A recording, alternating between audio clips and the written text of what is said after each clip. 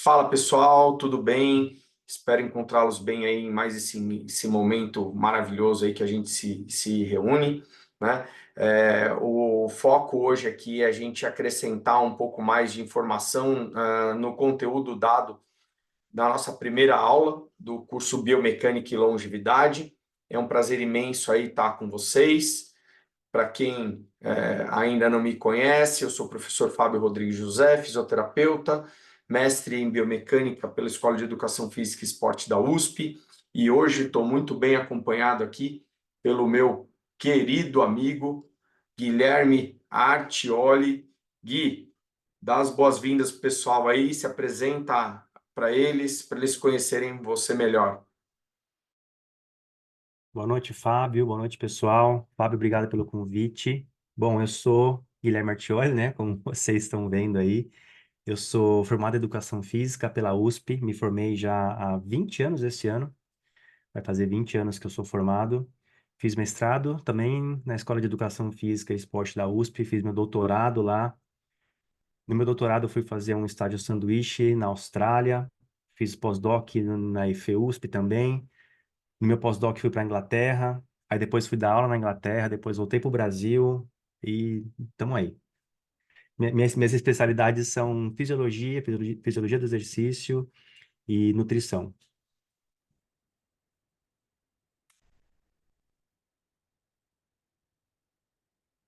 Você ficou mudo de novo, Fabio.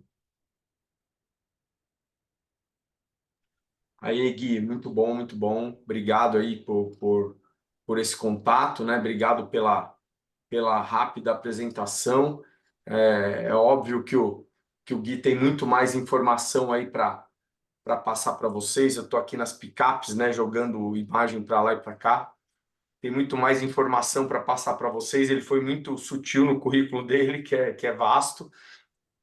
Mas eu fico feliz aí de contar hoje com você aqui na nossa discussão.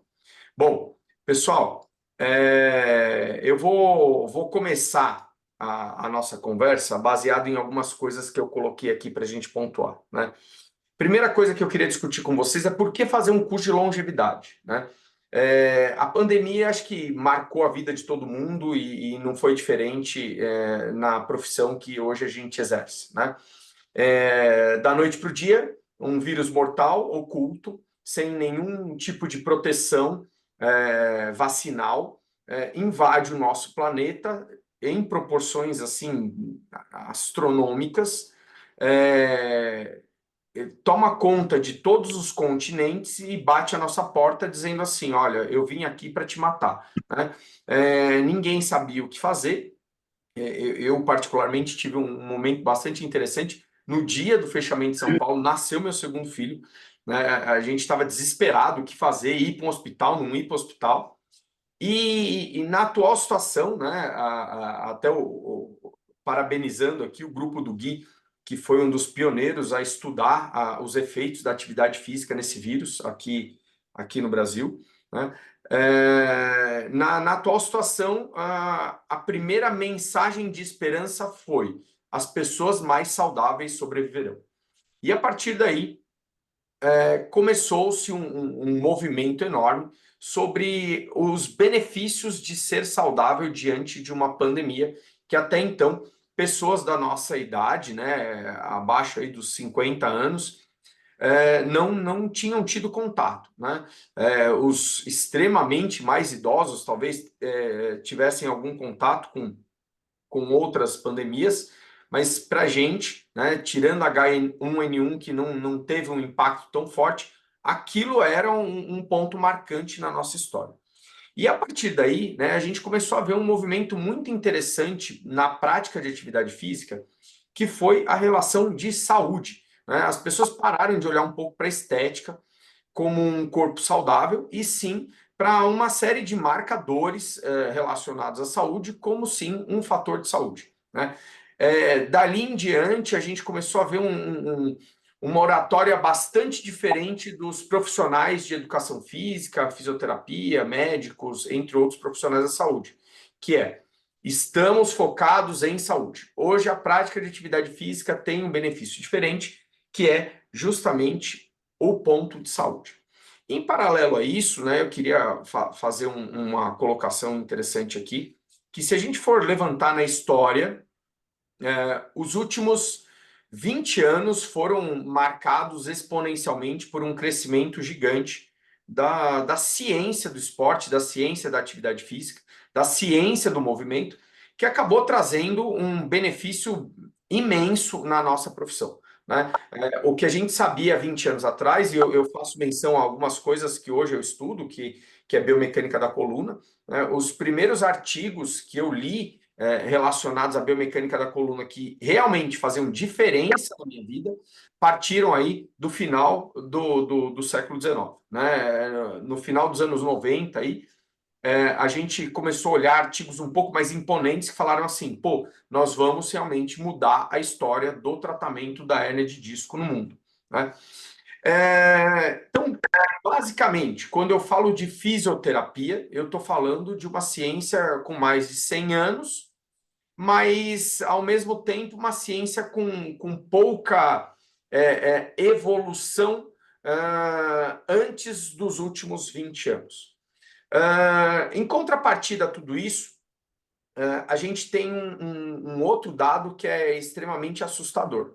Enquanto a nossa ciência crescia exponencialmente, os índices de problemas relacionados à saúde, principalmente aquilo que a gente estuda, né, o músculo esquelético, não apresentaram o mesmo efeito, né? Ao invés da gente ver um crescimento da ciência do controle de doenças musculoesqueléticas e um decréscimo no índice de doenças musculoesqueléticas, a gente observou justamente o contrário, né? As doenças musculoesqueléticas continuam crescendo. E isso é um dado para a gente alarmante, justamente porque se a ciência está evoluindo, por que, que o índice não está caindo? Né?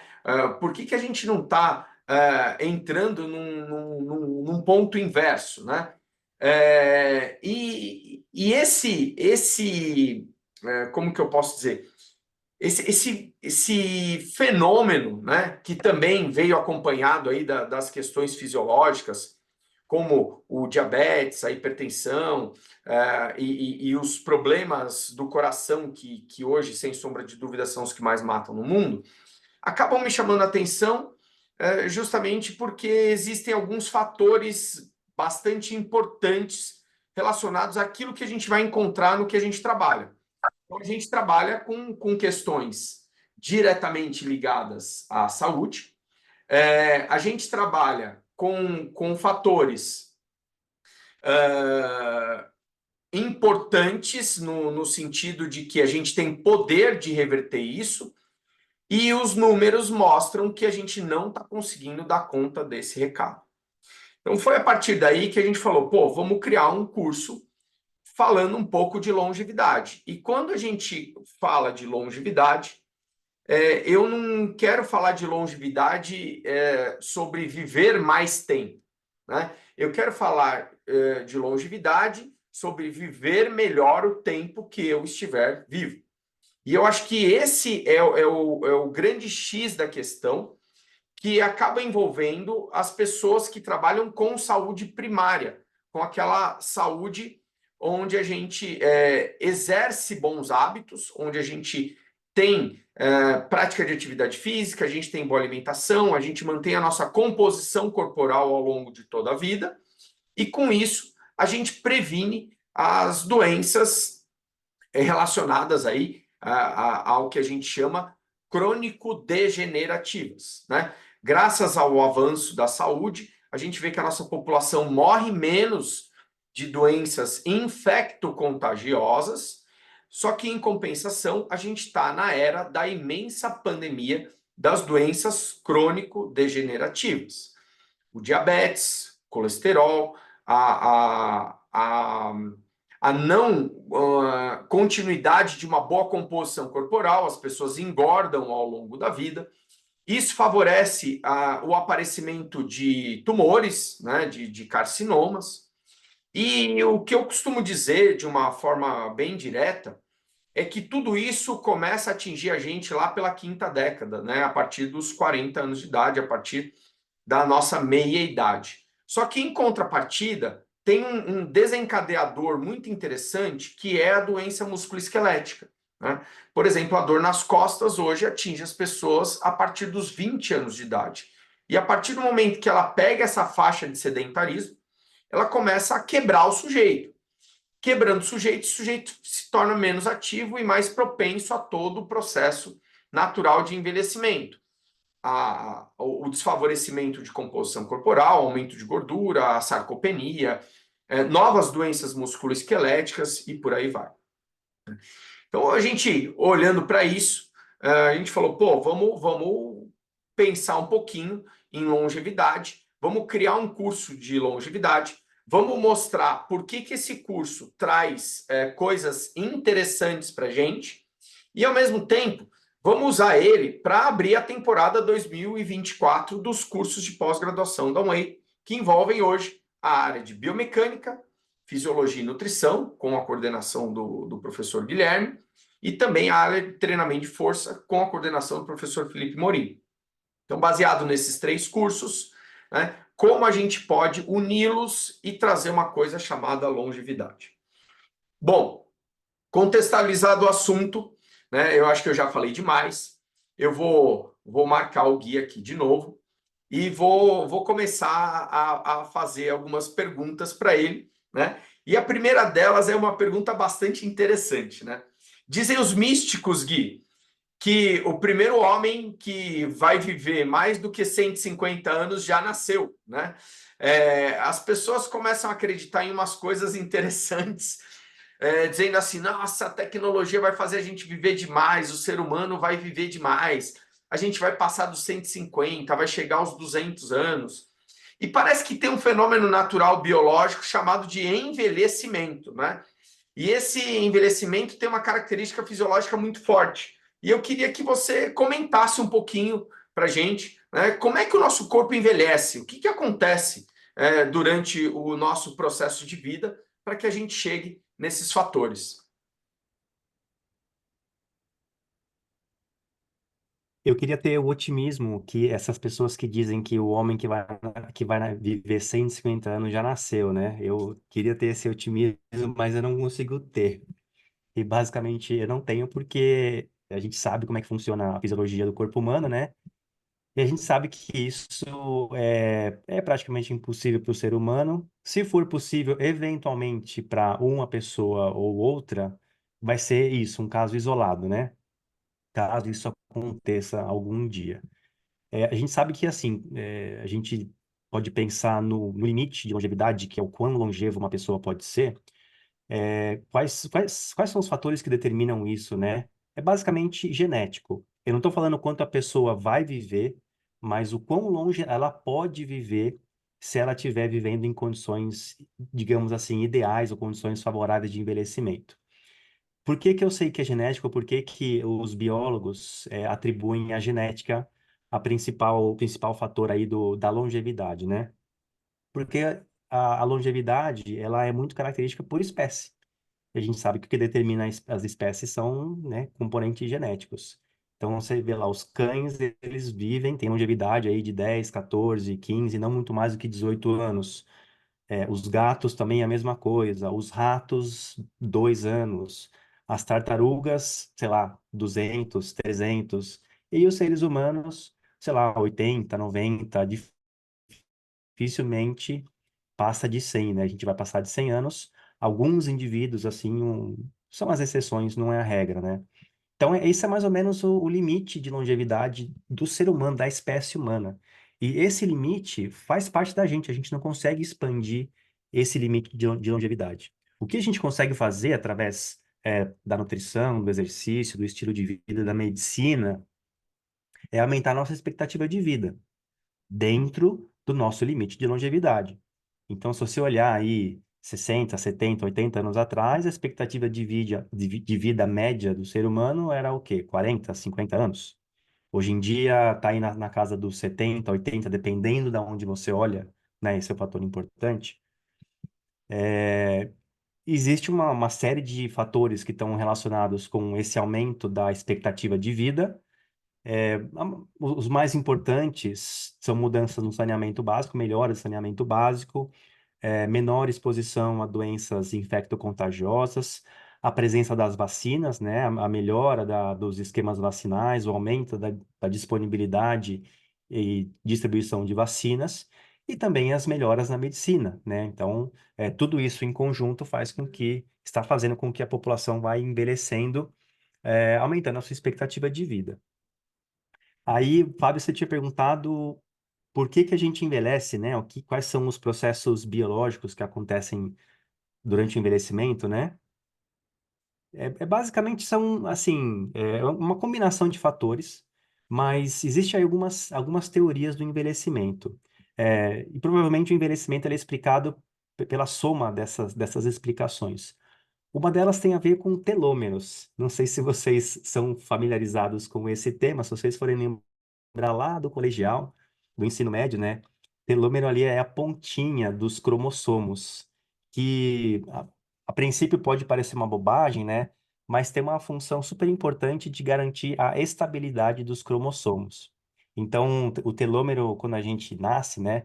Ele tem um comprimento bastante longo, e toda vez que as nossas células se replicam, um pedacinho é perdido. Então, a cada ciclo celular, a cada ciclo de replicação celular, um pedacinho vai perdendo e esses telômeros vão se encurtando. Vai chegar um momento da nossa vida que aquelas células que estão que fazem divisão celular, não é o caso do músculo, não é o caso dos neurônios, mas é o caso dos epitélios, da pele, das células intestinais, elas vão encurtando o telômero, chega um certo ponto que aquele cromossomo fica instável. E aí você imagina uma célula com um cromossomo instável, começa a produzir gene maluco, né? E produção louca de gene maluco significa morte celular ou pior, câncer, né? Então, essa é uma das teorias do envelhecimento. A gente vai encurtando o telômero das células que se replicam e isso vai gerando uma instabilidade no núcleo dessa célula. Uma outra explicação é o acúmulo de mutações de DNA mitocondrial. Então, a gente tem DNA nos nossos núcleos, né, que produzem as proteínas do nosso organismo, e a gente também tem DNA dentro da nossa mitocôndria. E esse DNA é super importante porque ele produz enzimas mitocondriais, que são enzimas que vão participar ali dos processos de produção de ATP. Se a mitocôndria não funciona direito, a gente não produz ATP direito, nossas células entram numa crise energética. Falta ATP, falta energia para cumprir os processos que a gente tem que cumprir.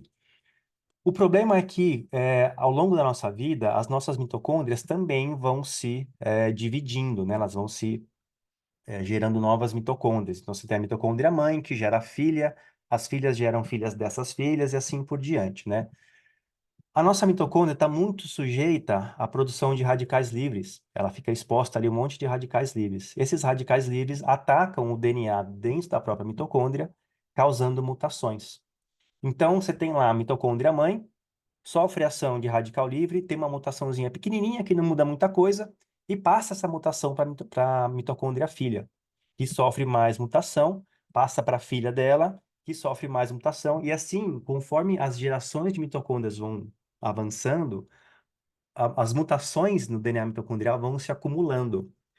Até um certo ponto que as proteínas que são produzidas pela mitocôndria são proteínas pouco funcionais e começa a haver um problema na produção de ATP. Então, se a gente olhar, por exemplo, a taxa de produção de ATP de idosos em comparação com jovens, é uma diferença muito grande. Se a gente for olhar, por exemplo, a qualidade da função mitocondrial entre idosos e jovens, é uma diferença muito grande. Então, essa é uma das explicações para o que acontece biologicamente no envelhecimento. E aí, uma outra explicação é que as nossas células vão perdendo a capacidade proliferativa. Então, se você pegar, por exemplo, as células que se proliferam, células da pele, células que produzem colágeno, né? Como é que chama? Os fibroblastos que produzem colágeno na nossa pele. Eles vão perdendo a capacidade de se proliferar, vão ficando células mais velhas. eh, e aí, células mais velhas também vão perdendo capacidade de produzir, de fazer função, né? Então, isso tudo leva a uma perda de função celular. A hora que você vai expandindo isso do micro da célula para o tecido, para o órgão, para o sistema como um todo, Isso resulta numa perda de função fisiológica do sistema como um todo. E, cara, brilhante, cara. Que aula, que encanto aqui. Animal, eu acho que assim, lembrando, né, que o Gui aí vai trazer para gente aí nesse contexto, né, desse brilhantismo que ele acabou de falar, um curso só de fisiologia e também de nutrição, né? Esse curso vai começar em abril de 2024 e provavelmente em abril de todos os anos a partir de então, né, com novas turmas. E eu acho que esse contexto acaba fazendo o que hoje a gente tem na UNEI como princípio, né, de uma atuação realmente interdisciplinar, né, e não fazendo mais do mesmo, né. Quando a gente fala, pô, vamos fazer saúde integrada, e quando você vai ver lá aquela questão de saúde integrada, você começa a ver sempre mais do mesmo, né? Mais exames, mais remédios, mais doenças, e no final das contas, a gente acaba não vendo um norte para isso, né?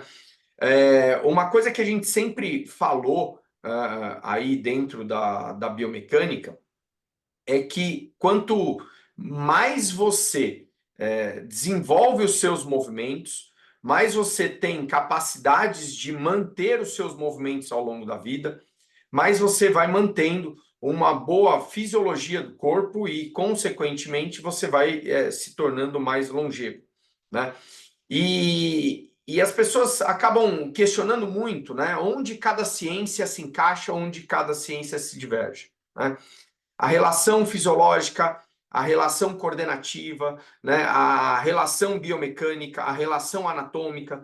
E um ponto clássico que a gente vai colocar até ao longo do curso, né, é quanto um distúrbio coordenativo pode gerar um distúrbio biomecânico, que vai gerar aí, sem sombra de dúvida, um distúrbio tecidual, um distúrbio anatômico, vai acabar produzindo um distúrbio, né, do sistema locomotor, um anátomo patológico relacionado ao aparelho locomotor, e pela ausência de movimento, a gente vai acabar gerando um distúrbio fisiológico.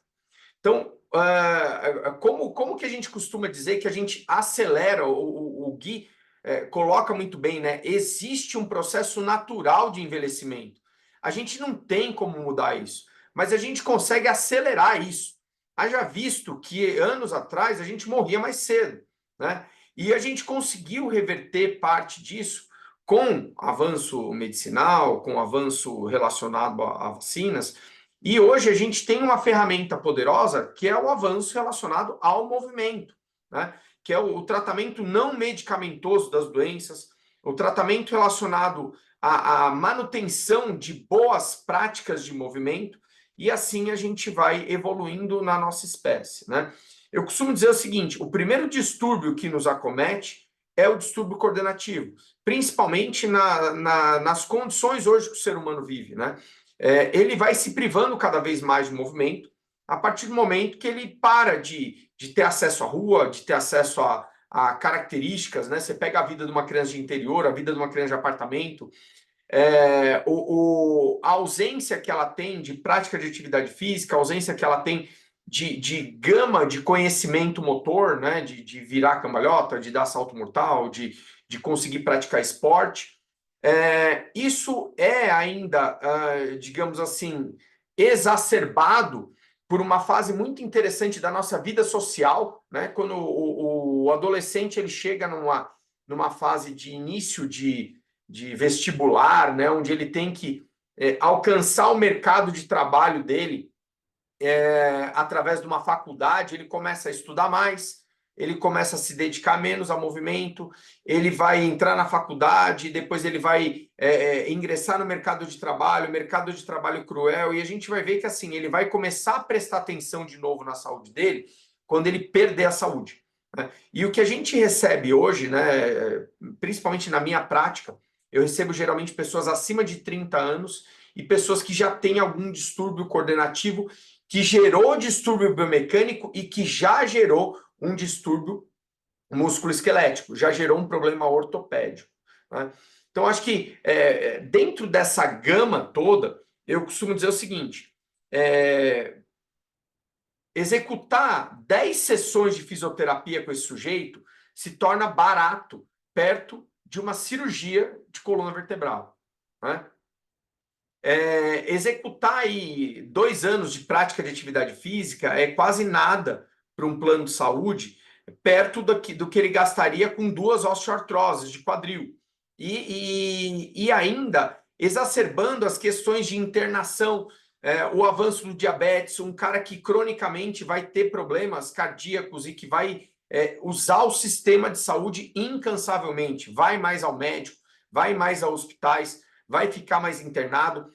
E esse foi um dos principais fatores que eu abordei na primeira aula, sobre os números, o quanto os números assustam, né? Numa população como a população do Brasil, diferente do Japão, a gente não ficou rico antes de ficar velho, né? No Japão a gente viu o contrário, as pessoas primeiro, o país ficou rico antes de envelhecer. Isso acaba fazendo com que existam mais pessoas consumindo o sistema de saúde do que contribuindo com o sistema de saúde, e a partir daí a gente fala, como resolver isso? Foi até uma pergunta, Gui, que um aluno fez para a gente. E aí, como resolver isso? Política pública é uma coisa importante? Sem sombra de dúvida, é uma coisa importante. Mas capacitação dos profissionais de educação física, fisioterapia, nutrição, é mais do que fundamental. Não adianta a gente ter uma política pública voltada à saúde primária se a gente não tiver capacitação das pessoas. Se essa ciência que é produzida em grandes universidades por pesquisadores renomados como o Gui não chegar no consumidor final, não chegar lá naquele aluno de graduação, naquele aluno de pós-graduação. E é por isso que a gente está investindo com muito propósito hoje nos cursos de pós-graduação. Tentar trazer para esses caras o que a gente chama de uma ciência clínica, uma ciência aplicada. É uma ciência onde talvez a pessoa não vá aprender a trabalhar em um laboratório, mas vai aprender a utilizar a ciência para atuar clinicamente, né? Então, acho que esse ponto de problematização, de contextualização, foi o que marcou a nossa primeira aula e é o que vai abrir portas para as próximas aulas, né? Na próxima aula eu vou falar sobre o fato da população engordar e vou chamar o Gui de novo para falar um pouco sobre isso. O fato sobre a alimentação, né? A educação alimentar não fazer parte do nosso país e, infelizmente, também do nosso planeta. Vou trazer doenças musculoesqueléticas. A gente vai abordar uma série de coisas. Mas eu quero aproveitar o Gui hoje aqui para falar um pouquinho mais para a gente, né? Sobre, ainda dentro do processo de envelhecimento, a gente tem uma questão bastante interessante, Gui, e eu vou tocar no assunto clássico, né, que é músculo. Músculo e hipertrofia. As pessoas têm tara por músculo, as pessoas buscam a hipertrofia infinita, né? E do ponto de vista da biomecânica, músculo tem uma característica bastante interessante. Ele serve para uma função locomotora, né? Ele tem uma função de estabilidade articular, ele tem uma função de melhorar a condição de marcha, ele tem uma função de fazer com que o sujeito se torne móvel, sem dor e com grandes amplitudes e flexibilidade por toda a vida. Mas a gente sabe que o músculo também é um patrimônio, né? Haja visto aí que se a gente perde massa muscular, a gente tem uma série de complicações metabólicas, né?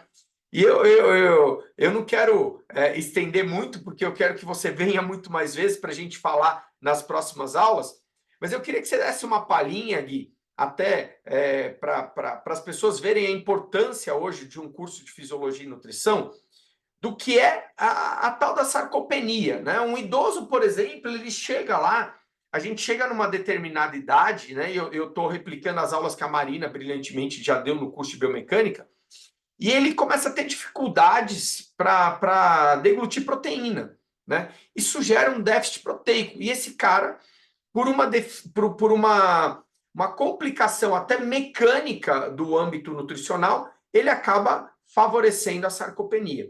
Uma outra coisa é o sedentarismo precoce, né? a partir aí da quarta década de vida, 30 e poucos anos, o ser humano naturalmente já começa a desenvolver um certo grau de sarcopenia. E aí as pessoas falam, pô, músculo, músculo, músculo, músculo, músculo bonito. E o músculo acaba sendo esse patrimônio metabólico do nosso corpo. E eu queria que você desse uma palhinha para gente de quais seriam as complicações de perder massa muscular, né, no âmbito de saúde e, consequentemente, qual a importância de manter uma boa alimentação na terceira idade para conseguir retardar esse efeito de sarcopenia que a gente tem no nosso corpo. Bom, existe uma relação entre massa muscular e força muscular, né? Essa relação nem sempre é linear, especialmente nos jovens que estão ganhando massa magra, que estão ganhando músculo. Nem sempre os ganhos de hipertrofia vão em paralelo com os ganhos de força, né? Mas, assim, no contexto, vamos, digamos assim, mais clínico, quando você pega uma pessoa, um idoso, que está perdendo massa muscular, é quase 100% de certeza que ele também está perdendo força. Então, você tem, primeiro, a perda do tecido em si, que é um tecido super importante para o controle metabólico, porque o músculo é o principal tecido que capta a glicose na corrente sanguínea. Então, você vai perder aí capacidade de remover glicose, você pode, por exemplo, gerar complicações no controle do metabolismo de glicose, gerar um aumento da resistência à insulina, que seria um pré-diabetes e coisa do tipo, né?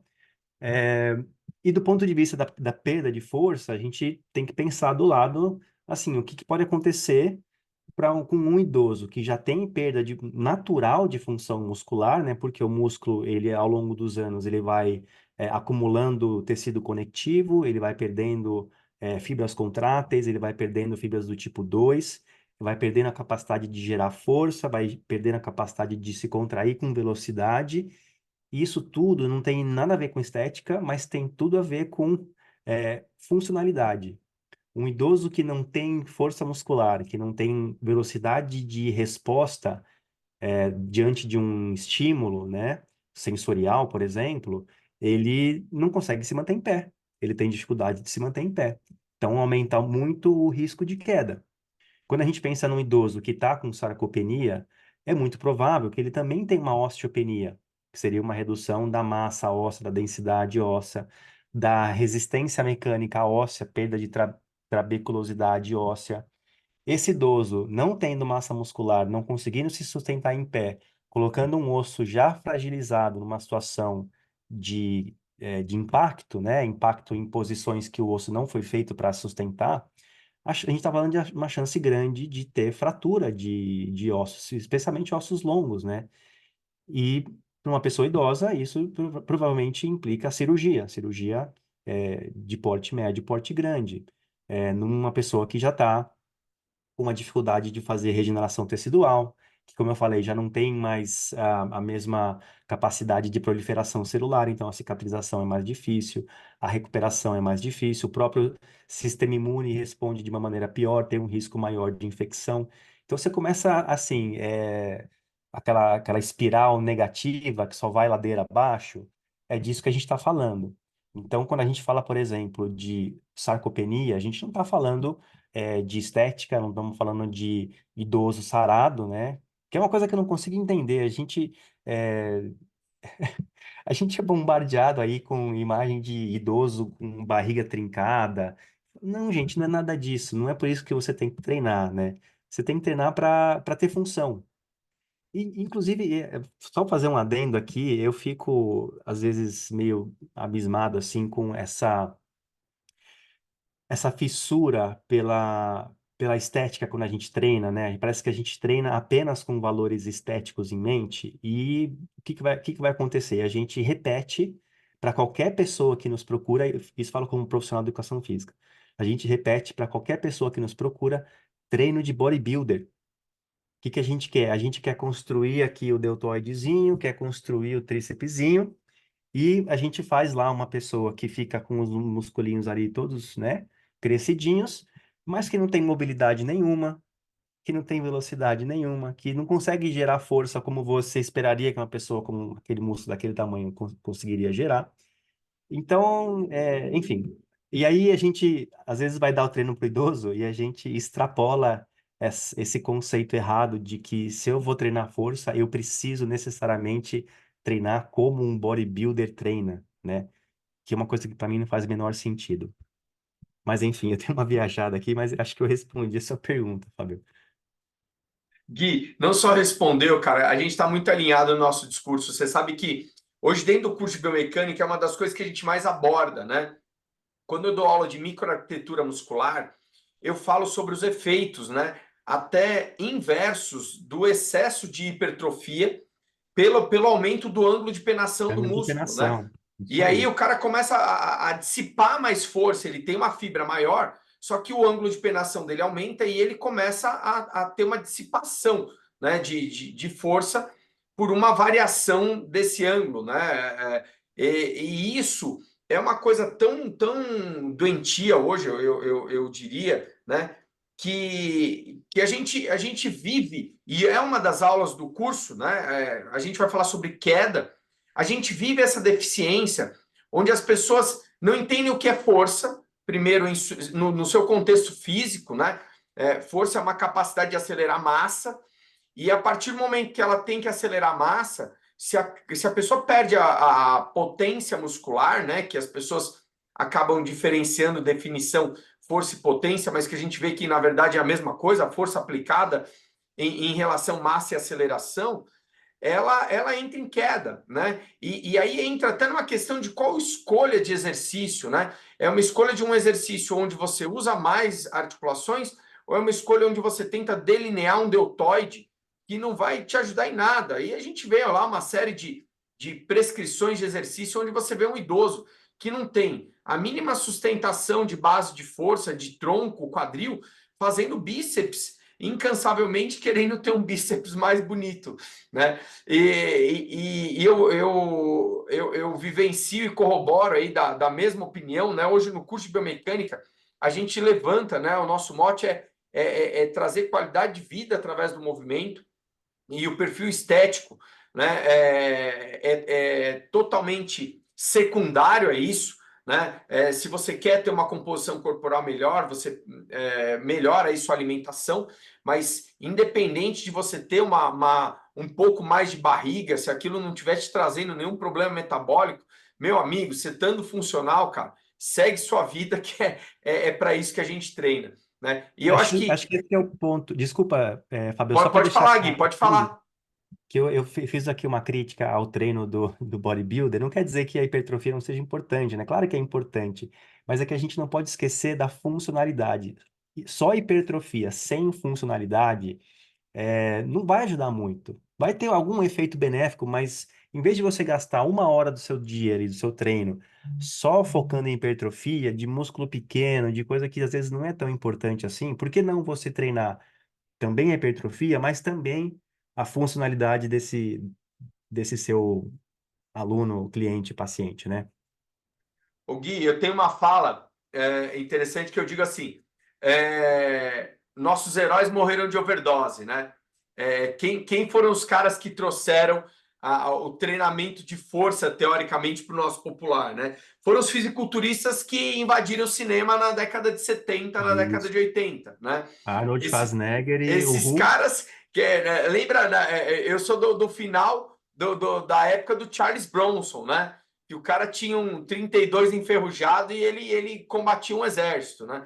De repente, o padrão de força do herói do cinema deixou de ser aquele padrão, o cara durão, e começou a ser o cara fortão, né? E isso acabou sintetizando demais que a força estava intimamente relacionada com esse perfil fisiculturista. E é engraçado que hoje a gente tem dois documentários interessantes no Netflix que contam a história dos precursores disso, que foram o Sylvester Stallone e o próprio Arnold Schwarzenegger, né? E o Arnold, ele declara lá, ele teve lesões musculares, ele tem laceração de bíceps, ele teve, até pelo uso de anabolizante, né? Esses caras tiveram mutilações no corpo. O próprio Stallone fala das dores articulares que ele teve. Então, isso mostra claramente que aquele corpo fortão não está relacionado à ausência de dor. né, a uma condição de saúde. Então, acho que eu corroboro totalmente com o que você está falando. A hipertrofia, ela é totalmente importante. O que a gente tem que entender é que o padrão de corpo, né? Você pega um aborígene australiano, ele tem um padrão de corpo mais linear. Você pega um fisiculturista, aquela coisa da cintura fina, o ombro largo, não é a característica do homem da natureza, né? Um atleta, um levantador de peso olímpico, ele não tem essa característica.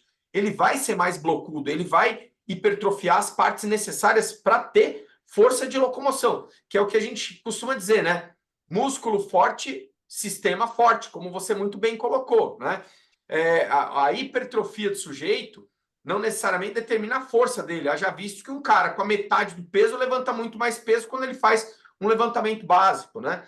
Então, acho que isso a gente, cara, tá muito alinhado e eu fico muito feliz, né, da gente estar batendo esse papo aqui, justamente por causa disso. O nosso aluno precisa entender, né? O treino de fisiculturista, ele tem um apego que é diferente do treino de força para funcionalidade, onde você vai treinar funções de agachar, alavancar, empurrar, puxar, né? E por aí vai. E até hoje, para o que a gente vê em ganho populacional, né? As pessoas que enxergaram esse nicho de mercado têm muito mais população para trabalhar, porque tem muito mais gente querendo saúde que depois da pandemia enxergou que a academia pode ser um lugar de promoção de saúde e não um lugar de busca por estética. Vou falar uma coisa rapidinha aqui, Gui, já te passando a palavra depois. Uma vez a gente fez uma pesquisa, foi em 2018, numa rede de academias de Santa Catarina, né, queridos amigos aí da Wave, que acabaram cedendo o espaço para que a gente perguntasse para os alunos qual era o objetivo dele estar lá, né? E a imensa maioria respondeu. Para vocês terem uma ideia, são 14 mil alunos na academia, né? É óbvio que a gente não usou essa amostra toda, a gente usou 100 alunos por unidade, foram cerca de 700 alunos. E os caras responderam para a gente que eles estavam ali por benefício estético. E aí, dentro do cara que respondia benefício estético, a gente ia lá e perguntava: você sente dor? Ele falava sim. Tipo, a imensa maioria que até que estava por benefício estético sentia dor. Então, pô, por que não unir isso a um ganho saudável, né? Então, acho que, se eu não me engano, o índice de pessoas no Brasil que frequenta a academia está em torno de 4,5%, né? Olha o quanto a gente tem na população precisando de saúde. O índice de dor nas costas está em 80%, né? E a dor nas costas é a doença musculoesquelética que faz o cara viver o maior número de anos com a comorbidade, né? Então, olha o quanto a gente aumenta, quando a gente olha para a prática de atividade física e saúde, o leque de atuação no nosso mercado. Uma coisa que eu gosto de dizer é que, assim, isso, para quem trabalha com jovens, isso é menos importante, mas como a gente está falando de envelhecimento, acho que o papo aqui está mais focado no idoso, né? Quanto mais a pessoa envelhece, mais importante isso fica. A pessoa chega para fazer um treino e, sei lá, geralmente a gente pergunta como que você quer que o seu corpo fique, ou quanto você quer pesar, quanto você quer ter de bíceps. E acho que ao invés de fazer esse tipo de pergunta, a gente teria que perguntar o que é que você quer fazer com o seu corpo, o que que você quer que o seu corpo faça, não qual vai ser a forma do seu corpo, mas o que que você quer que o seu corpo consiga fazer. Você quer conseguir colocar uma meia sem ter que sentar na cadeira? Você quer conseguir pegar um peso do chão sem ficar com dor nas costas? Quer conseguir brincar com o teu neto? E ir no parquinho, conseguir brincar com ele, correr um pouco? É isso que, quando a gente fala de função, é o que que o seu corpo vai conseguir fazer. Porque se você tiver um corpo fortinho, bonitinho, que não faz nada disso, para que que serve, né? Feito, Gui. Puta, sensacional, cara. Ó, pessoal de casa aí, que tiver interesse em deixar dúvidas aqui pra gente, pessoal que está ainda meio tímido, é a nossa primeira aula, né? A gente costuma dizer que no começo os alunos começam a acompanhar a gente de forma tímida, daqui a pouco eles pegam intimidade e começam a soltar o verbo aqui. Então, acho que quem ainda não tem liberdade para fazer isso, né? Tá tímido de fazer pergunta. Isso daqui vai ficar nos nossos canais. né? No grupo de vocês, eu vou pedir para o Igor mandar o Instagram do Gui, tá? Se o Gui quiser colocar aqui no chat, você pode colocar também. Mas a gente manda no grupo, que a gente tem lá mais de 200 pessoas hoje no grupo. O Gui vai estar participando aí, a gente vai estar fazendo posts juntos no Instagram, né? A gente vai estar postando pequenos takes dessa aula, vocês podem perguntar lá. O mais importante é que hoje a gente comece a criar cada vez mais esse laço de proximidade com essa comunidade hoje on-way que a gente já formou, Gui. A gente já formou aí, a gente está formando no final de ano 350 alunos, nós já passamos de 300 alunos formados. Cara, queria te agradecer muito por estar fazendo parte desse time, por estar trazendo esse curso tão legal para a gente, essa experiência vasta aí que você tem como professor, como cientista, né, e como clínico também. Nas próximas aulas, a gente vai ter a presença também da Marina, do Felipe, que também estão com a gente nesse processo. E, cara, agradecer todo mundo aí pela presença, né? Esse curso está só começando, a gente tem muito mais a fazer. Agradecer a Bodytech, que hoje abriu a casa para a gente trabalhar junto e tá fomentando aí os nossos cursos em toda a rede Bodytech, em todo o Brasil, né? Oferecendo aí essa chancela tão importante dessa rede tão requintada de academias. Então, queria agradecer, obrigado, Gui, obrigado a todos vocês. Passando a palavra para o Gui aí, para ele fazer os agradecimentos finais, dar um tchau, e a gente vai se encontrando nas próximas etapas. Lembrando que toda terça-feira a gente vai lançar uma aula e toda quinta-feira a gente vai fazer uma live a partir da semana que começou semana passada, né? Então, para quem está assistindo em tempo real, na próxima terça-feira é a aula 2. Para quem vai assistir isso daqui depois, né? Esse é o final, é a live correspondente à aula 1. A gente vai ter a aula 2 até a aula 8 relacionada a esse curso. E lembrando vocês, né, que as inscrições para os cursos de fisiologia e nutrição, de treinamento de força e de biomecânica estão abertas para início aí no final de março e também no meio de abril, que é quando vão começar os cursos de fisiologia e nutrição e também de treinamento de força. Beleza? Gui, obrigado, a palavra é sua. Fábio, eu que agradeço. Obrigado aí pelo convite, obrigado pela parceria. Para quem nos acompanhou, obrigado pela atenção. E é isso. Vamos, tamo junto. Vamos embora, tamo junto. Vamos para cima. Pessoal, obrigado. Namastê a todos vocês. Obrigado de coração. Super beijo. Boa noite. Valeu. Tá. Tchau, tchau.